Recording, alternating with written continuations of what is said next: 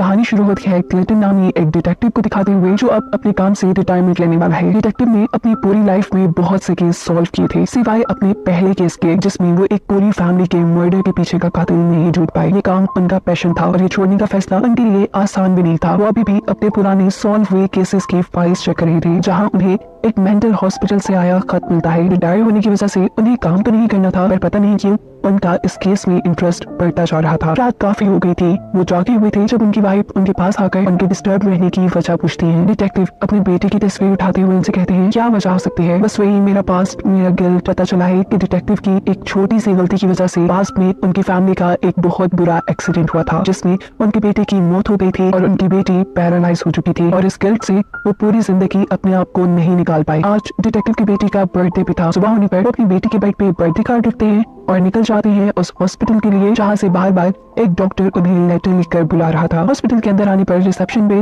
सबसे पहले उसकी गन लेनी जाती है क्योंकि ये एक मेंटल हॉस्पिटल था और यहाँ किसी भी किस्म का हथियार ले जाना मना था। डिटेक्टिव डॉक्टर के रूम में आते हैं तो डॉक्टर उनका ऐसे वेलकम करते हैं जैसे उन्हीं के इंतजार में वो बैठे थे। डिटेक्टिव जब डॉक्टर से उनको यहाँ बुलाने की वजह पूछते हैं तो डॉक्टर उन्हें एक ऐसे पेशेंट के बारे में बताते हैं जो काफी अजीब था। वो पागल नहीं था, वो अपने आप को सिविल वॉर का एक सोल्जर बताता था। सिविल वॉर इस वक्त से तकरीबन 100 साल पहले हुई थी। रिकॉर्ड्स के मुताबिक वो आदमी सिविल वॉर में मारा जा चुका है लेकिन अजीब बात यह है कि ये आदमी 20 साल पहले जिंदा पाया गया। ऐसा पॉसिबल तो था ही नहीं कि उस वक्त के लोग अभी तक जिंदा हों। डिटेक्टिव को डॉक्टर की बातें बचकाने लग रही थी। वो डॉक्टर से पूछते हैं कि आखिर आपने मुझे यहाँ बुलाया क्यों। डॉक्टर बताते हैं उस आदमी से मिलने के लिए वो पिछले कई सालों से मेरे पास है और आपका नाम लेता है। उसके मुताबिक वो आपको अपनी स्टोरी सुनाएगा। जवाब में डिटेक्टिव कहते हैं देखिए डॉक्टर, मैं इस काम से रिटायरमेंट ले चुका हूँ, मेरे पास ऐसे केसेस सॉल्व करने का बिल्कुल टाइम नहीं है और आज तो मैं इस आदमी से मिल भी नहीं सकता क्योंकि आज मेरी बेटी का बर्थडे है। अगर आप कहते हैं तो मैं किसी पुलिस वाले को भेज देता हूँ उसका बयान रिकॉर्ड करने के लिए। डिटेक्टिव की ये बात सुनकर डॉक्टर उसे एक पेज दिखाते हैं जिस पर बार बार उस आदमी ने डिटेक्टिव क्लेटन का ही नाम लिखा हुआ था और यही बात डॉक्टर क्लेटन को उस पेशेंट से मिलने पर मजबूर भी कर देती है। उस आदमी के पास जाते हुए डॉक्टर डिटेक्टिव से कहते हैं मैंने बहुत से लोगों का इलाज किया लेकिन ये आदमी थोड़ा अलग है, ऐसे जैसे किसी पावर ने उसे प्रोसेस किया हो। लोगों की नजरों में वो पागल है लेकिन मुझे उसकी दिमागी हालत बिल्कुल खराब नहीं लगती और शायद इसी वजह से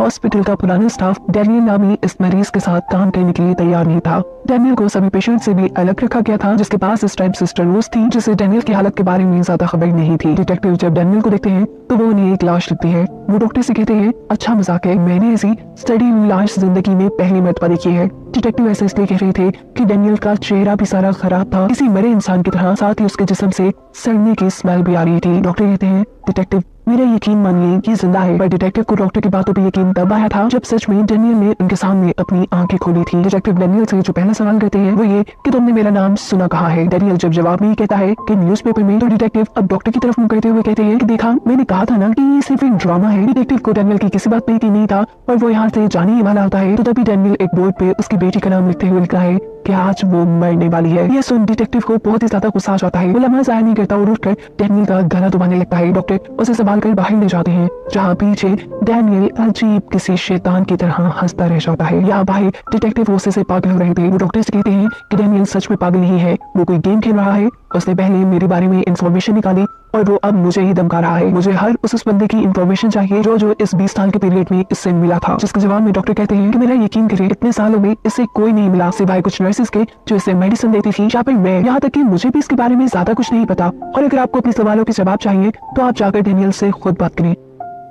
अंदर डैनियल के रूम में हमें देखने को मिलता है कि डैनियल इतनी बुरी हालत के बावजूद अचानक उठ के सीधा बैठ जाता है। सिस्टर रोज को भी यहाँ उसके पास कोई अच्छी फीलिंग नहीं आ रही थी और जब डिटेक्टिव और डॉक्टर इस रूम में आते हैं तो वो सिस्टर रोज को बेहोश पाते हैं। होश में आने पर सिस्टर को खुद भी याद नहीं था कि वो बेहोश कैसे हुई। उनकी नाक से खून भी आ रहा था और आज से पहले उनके साथ कभी ऐसा नहीं हुआ था। डैनियल के पास आकर डॉक्टर डैनियल की कहानी पढ़ने लगते हैं जो कि एक नर्स ने टाइप की थी। ये टाइम था सिविल वॉर का जब डैनियल अपने मुल्क के लिए लड़ रहा था। जंग के दौरान उनके ऊपर दुश्मनों का हमला हो जाता है। इस सब में डैनियल को भी गोली लगी लेकिन गोली के असर में वो मरा नहीं। उसे जब होश आया तो उसने महसूस किया कि वो बुरी तरह जख्मी है पर शुक्र है कि उसकी जान बच गई थी। उससे चला भी नहीं जा रहा था। वो क्रॉल करते करते आबादी के एरिया में पहुंचा। खून ज्यादा बहने की वजह से उसकी हालत काफी खराब हो चुकी थी। वो अब एक जगह गिर कर बेहोश हो जाता है और दिखाया जाता है कि यहाँ कोई इंसान डैनियल को खींचते हुए अपने घर ले आया है। डैनियल को इस वक्त जब होश आया तो वो बेड पे लेटा था। उसके जख्म उसे बहुत ज्यादा दर्द दे रहे थे। जैसे ही हिलने की कोशिश करता है तो यहाँ एक लेडी से आकर कहती है, नहीं हिलो मत, तुम्हारी ब्लीडिंग को बहुत मुश्किल से रोका गया है। इस टाइम पर इस औरत का हस्बैंड भी यहाँ पर आ जाता है, जिससे डैनियल कहता है, प्लीज मुझे किसी हॉस्पिटल पहुंचा दो, मुझे अर्जेंट इलाज की जरूरत है। लेकिन आदमी जवाब पे कहता है, माफ कीजिएगा, मैं आपको हॉस्पिटल नहीं पहुंचा सकता क्योंकि यहाँ करीब कोई हॉस्पिटल नहीं है। ये बात करने के बाद हालत ज्यादा खराब होने की वजह से वो दोबारा बेहोश हो गया। 2 दिन बाद जब उसे होश आया तो वो कपल उसके सामने ही बैठा था। वो आदमी अब डैनियल से कहता है, देखो हम तुम्हारी मदद कर रहे हैं, तुम्हें यहाँ रख रहे हैं, इसलिए तुम्हें हमारे कुछ असूल मानने पड़ेंगे। पहला ये कि तुम यहाँ रिलीजन या गॉड की कोई बात नहीं करोगे, और दूसरा ये कि ना हमें तुम्हारा नाम जानना है ना तुम हमारा नाम जानोगे, हम एक दूसरे को नामों से भी नहीं बुलाएंगे। यहाँ डैनियल उनसे रिक्वेस्ट करता है कि प्लीज आप मेरे साथियों तक मेरे जिंदा होने की खबर पहुंचा दें, वो खुद मेरी मदद को आ जाएंगे। लेकिन वो आदमी जवाब देता है, नहीं हम ऐसा नहीं कर सकते क्योंकि ना हम जग का हिस्सा है और ना ही बनना चाहते हैं। रात में कोई जोर से डैनियल का बेड हिलाता है। डैनियल देखता है कि उसके कमरे में इस वक्त कोई भी नहीं था। वो थोड़ा डर जाता है, अब तो उसके यूरिन में भी ब्लड आने लगा था और ये देखते हुए वो ये बात जान चुका था कि वो और ज्यादा दिन जिंदा नहीं रह पाएगा। अब सीन यहीं से कट होकर प्रेजेंट पे शिफ्ट होते हैं, जहाँ पर डॉक्टर डिटेक्टिव को डैनियल की कहानी सुना रही है। डिटेक्टिव जो हर चीज में लॉजिक ढूंढ कर अपने केस सॉल्व किया करते थे, यहाँ डॉक्टर से कहते हैं, मैं इस कहानी को नहीं मानता, इसमें कोई लॉजिक नहीं है। बताओ कि एक इंसान इतने सालों तक जिंदा कैसे रहा, और वो भी उस वक्त में जब वो शदीद जख्मी और शदीद बीमार है। क्या आपको लगता है कि ये कोई मेडिकल यानी मुआवजा है? वो सिस्टर रोज से बात करते हुए कहते हैं, आप बताएं आपको क्या लगता है? सिस्टर रोज जो पहले से ही डरी हुई थी वो डिटेक्टिव से कहते हैं कि मैं नहीं जानती, ये बात तो एक प्रीस्ट ही बता पाएंगे कि ये कोई मुआवजा है या कोई ओवरी पावर है। इससे पहले कि आप डॉक्टर दोबारा कहानी सुनाना शुरू करते हैं, सिस्टर रोज उनसे एक्सक्यूज करके वॉशरूम के लिए चले जाते हैं, जहाँ पर उन्हें कोई अजीब सी ताकत अजीब सा साया डरा देता है। यहाँ डिटेक्टिव डॉक्टर से पूछते हैं कि डैनियल की कहानी किसने टाइप की। डॉक्टर बताते हैं कि एक नर्स ने टाइप की थी, लेकिन वो ये टाइप करते ही मर गई, उनको खतरनाक किस्म का कैंसर। इन्हीं बातों के दौरान यहाँ सिस्टर रोज उनके पास आती है और उनसे कहती है, प्लीज ये सब जो हो रहा है इसे रोक दें, मुझे लगता है कि उस रूम में डैनियल नहीं है, उस रूम में कोई evil पावर है। सिस्टर रोज अब इस कहानी को और सुनना भी नहीं चाहती थी। वो इन्हें यहाँ किसी प्रीस्ट को बुलाने को कहती है, लेकिन डिटेक्टिव जिसे भूत प्रेत पे बिल्कुल यकीन नहीं था, वो कहता है नहीं, हम ये कहानी आज ही पूरी करेंगे और इस किस्से को आज ही निपटाएंगे। डॉक्टर कहानी सुनाना शुरू करते हैं और पास में सीन वहीं से शुरू होता है जहाँ डैनियल की हालत काफी खराब है। डैनियल अभी उसी कपल के घर पे है और उसे इस घर में कुछ अच्छी वाइब्स नहीं आती। उसे लगता था कि ये फैमिली कोई शैतानी काम करती है। हर रोज रात को कोई अजीब सी ताकत डैनियल को डरा जाती थी और एक रात तो एक अजीब खौफनाक से दिखने वाली बुरी औरत उसके कमरे में आकर पूरी ताकत से उसके बेड को इधर से उधर घुमा देती है।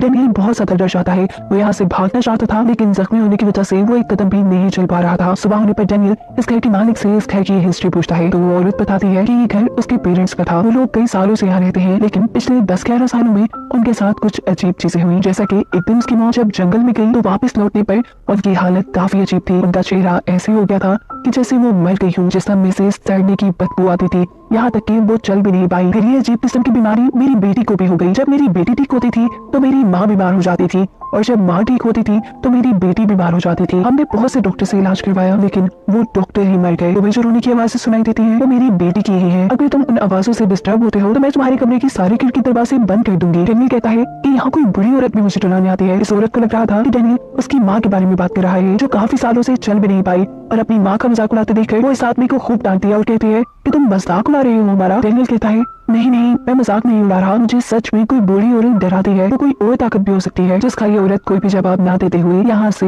बाहर चली जाती है और सीन कट होकर दोबारा प्रेजेंट में शिफ्ट होते हैं, क्योंकि अभी अभी डैनियल ने अपनी कहानी में किसी इवल पावर का नाम इस्तेमाल किया था और सिस्टर रोज को भी ये मामला किसी इवल पावर यानी किसी शैतानी ताकत से रिलेटेड लग रहा था। इसलिए अब सिस्टर रोज को तो उसकी बातों पे यकीन आना शुरू हो जाता है, लेकिन डिटेक्टिव उसकी बातों पे यकीन नहीं करने वाले थे। वो डैनियल से पूछते हैं, आखिर बता भी दो कि तुम हो कौन, बल्कि सारी कहानी तुम घर क्यों रहे हो। इससे पहले कि डैनियल कोई जवाब देता, डिटेक्टिव को याद आता है कि आज उनकी बेटी का बर्थडे है, उन्हें घर वापस जाना है। वो यहाँ से निकल जाते हैं और बाहर जाने पे उन्हें पता चलता है कि बहुत तेज बर्फबारी हो रही है, वो अपने घर भी नहीं जा पाएंगे। नाचार उसे हॉस्पिटल के अंदर वापस आना पड़ता है। डैनियल की टाइप हुई सारी कहानी उसके हाथ में थी, जहाँ वो नोटिस करता है कि उसकी कहानी में बहुत से कैपिटल अल्फाबेट्स हैं, जिनको मिलाने से कुछ वर्ड्स बन रहे थे। अब वो क्योंकि यहाँ से बाहर तो जा नहीं सकते थे, तो रास्ता उनके पास यही रह जाता है कि वो इस कहानी पे ही सही से रिसर्च करें। उन्हें अब डॉक्टर पे भी शक होता है कि कहीं वो तो उससे कुछ छुपा तो नहीं रहे, इसलिए वो छुपकर डॉक्टर के रूम में जाकर वहाँ की तलाशी लेना शुरू करते हैं। उसे डॉक्टर के रूम के पीछे एक और रूम नजर आता है, जहाँ पर डैनियल की केस की फाइल्स रखी हुई थी। इस फाइल में डैनियल की पुरानी तस्वीरें थी, जहाँ डैनियल ने कई मरतबा अपने जिस्म पर डिटेक्टिव क्लेटन का नाम लिखा था। वो अब डॉक्टर के पास आते हैं और उनसे डैनियल का पुराना कमरा देखने की डिमांड करते हैं। यहाँ आकर डिटेक्टिव डॉक्टर से कहते हैं, अगर कुछ और भी आप इस केस के बारे में जानते हैं तो मुझे साफ साफ बता दें। जिसके जवाब में डॉक्टर कहते हैं, जितना मैंने आपको बताया यही बस मैं जानता था। और एक अजीब चीज ये भी थी कि इससे पहले डैनियल जिस हॉस्पिटल में था उस हॉस्पिटल के लोगों ने डेनियल को वहाँ से बाहर निकाल दिया, क्योंकि उनका मानना था कि जो डेनियल के पास ज्यादातर रहता था वो बीमार होकर मर जाता था। और उनकी बात काटते हुए सिस्टर रोज उन्हें कहती है कि मैं जानती हूँ डेनियल के साथ क्या मसला है, उसके ऊपर एक शैतान का साया है। डॉक्टर से कहते हैं हमें फौरन किसी प्रीस्ट को बुलाना चाहिए, ये सब हमारे बस का नहीं है। तब डिटेक्टिव सिस्टर रोज को रिलैक्स करते हुए कहते हैं कि मुझे लगता है कि जिस नर्स ने ये सारी कहानी टाइप की थी शायद उसकी दिमागी हालत ठीक नहीं थी, उसने इस कहानी में अपने आप से भी कुछ ना कुछ ऐड कर दिया है और साथ ही मेरे बारे में इंफॉर्मेशन भी लिख दी। अभी वो लोग यही बात ही कर रहे थे कि अचानक उन्हें डेनियल की खौफनाक सी आवाज बेसमेंट से सुनाई देती है। ये लोग जब बेसमेंट में आते हैं तो डेनियल उसी तरह अपने बेड पर लेटा था। डिटेक्टिव अब दोबारा उसकी स्टोरी उठाकर सिस्टर रोज से कहते हैं कि इसमें जितने भी कैपिटल अल्फाबेट्स हैं उनको लाइन से लिख दे। सिस्टर रोज शुरू से उस कहानी के कैपिटल अल्फाबेट्स को साथ साथ जोड़ने लग जाती है, जबकि डिटेक्टिव कहानी का आखिरी हिस्सा पढ़ना शुरू करते हैं और सीन्स दोबारा एक बार पास्ट में शिफ्ट हो जाते हैं। जहाँ इस मर्तबा दिखाया जाता है कि वो बूढ़ी लेडी जो 13 साल से बिस्तर पे ही थी, यानी चल नहीं सकती थी, वो उठकर डेनियल को डराने के लिए उसके कमरे में आती है। डेनियल उसे डरते हुए बेड के नीचे गिर जाता है। लड़की के भाई वो देखता है कि उस कपल की बेटी को भी कुछ हो गया था, वो दोनों रो रहे थे, जिसके कुछ देर बाद वो औरत डेनियल के कमरे से चली गई। अब इस घर का मालिक डेनियल के कमरे में आया और उसने डेनियल को उठाकर बेड पर लिटाया। उसने अब पहली मर्तबा डेनियल से डेनियल का नाम पूछा था। डेनियल के नाम बताने पर उसे याद आता है कि ये वही नाम है जो काफी दिनों से उसकी बेटी पुकार रही है। वो डेनियल से कहता है कि तुम मानो न मानो तुम ही वो इंसान हो जो हमारी मदद कर सकते हो। वो डेनियल को बताता है कि उन्हें एक शैतान ने पोसेस किया हुआ है। ये शैतान माँ बाप की कमजोरियों का फायदा उठाते हुए उन्हें पोसेस करता है। हम तो इससे तभी छुटकारा ले पाएंगे जब कोई हमें मार दे, जिसके बाद शैतान हमें मारने वाले के ऊपर हावी हो जाएगा। और तुम्हारे क्योंकि बच्चे नहीं हैं, तुम इस शैतान से पोसेस नहीं हो पाओगे। तुम हमें मार दो, हमारी मदद करो, हमें इस दर्द भरी जिंदगी से आजाद कर दो और इसके बाद तुम भी यहाँ से निकल पाओगे। आदमी ये बात कहकर यहाँ से चला जाता है। उसकी इन सारी बातों से डेनियल बहुत ज्यादा डर चुका था। वो अब यहाँ से किसी भी तरह भागना चाहता था। रात में जब वो भागने के लिए उठ खड़ा होता है तो अचानक कोई शैतानी ताकत उसे हवा में उठा देती है। वो जोर जोर से चीखें मारता है, जिसे सुनते हुए इस घर के लोग यहाँ तक आ जाते हैं। वो आदमी डेनियल को टांगों से पकड़कर नीचे की तरफ खींचता है। नीचे आते ही डेनियल अब इन सारी चीजों से बहुत ज्यादा डर चुका था और डरने की वजह से वो अब बिना कुछ सोचे समझे किसी चीज का इस्तेमाल करते हुए उस आदमी को मार डालता है जिसने अभी उसे हवा से नीचे उतारा था। इसके बाद वो इस आदमी की वाइफ, इसकी बेटी और उसकी माँ सभी को मार डालता है। डेनियल ने जब उस बुढ़ी औरत और बच्ची को मारा तब वो दोनों ही पोसेस हुई भी थी। डेनियल को उस बुढ़ी औरत को मारते हुए कोई मुश्किल नहीं हुई और जब वो बच्ची को मारने के लिए उसके पास गया था तो उस बच्ची को चैन से बांध कर रखा गया था। वो बच्ची उसे मारने के लिए उकसा रही थी, जिसको मारने के बाद डेनियल यहाँ से जा चुका था। हम देख रहे थे कि इतना ज्यादा जख्मी होने के बावजूद डेनियल ऐसे चल रहा था जैसे उसे कुछ हुआ ही ना हो, जिसका साफ मतलब ये था कि शैतान ने अब उसे पोसेस कर लिया है। पता चलता है कि इसी फैमिली का मर्डर वो केस था जिसे डिटेक्टिव आज तक सॉल्व नहीं कर पाए थे। दिखाया जाता है कि अब तक सिस्टर रोज भी सभी कैपिटल लेटर्स को लिखते हुए एक सेंटेंस बना चुकी थी जहाँ लिखा था आई एम इन डेनियल, यानी मैं डेनियल के अंदर हूँ, और ये हिंट दी थी असल में शैतान ने। और ये बात जाने के बाद सिस्टर रोज और डॉक्टर दोनों ही बेहोश हो जाते हैं। इस आदमी से छुटकारा पाने के लिए डिटेक्टिव अपनी गन लेने के लिए जाते हैं।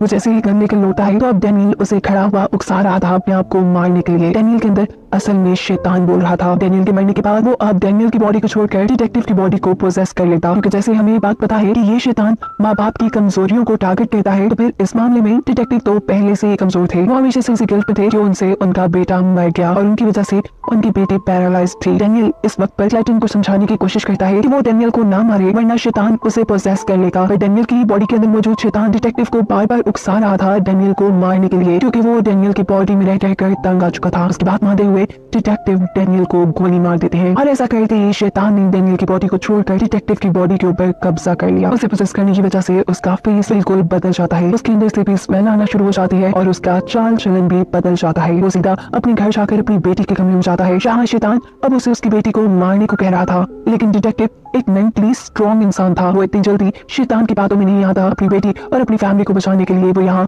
अपने आप को ही खत्म कर देता है। अब क्योंकि किसी और ने डिटेक्टिव को नहीं मारा था तो शैतान किसी और की बॉडी में ट्रांसफर हो भी नहीं सकता था। शैतान को ऐसे उसकी भी बॉडी छोड़कर यहाँ से जाना पड़ता है। डिटेक्टिव की बेटी के लिए उसके बाप का उसकी आंखों के सामने मरना एक सबसे दर्दनाक मोमेंट था। वो अपनी मॉम के साथ गले लगकर रो रही थी, जबकि दूसरी तरफ हमें हॉस्पिटल में डेनियल को दिखाया जा रहा था जो अभी तक जिंदा है। वो अब कितना ऐसा जिएगा किसी को नहीं मालूम। उसके साथ यहाँ सिस्टर रोज और डॉक्टर को जिंदा दिखाते हुए कहानी यही खत्म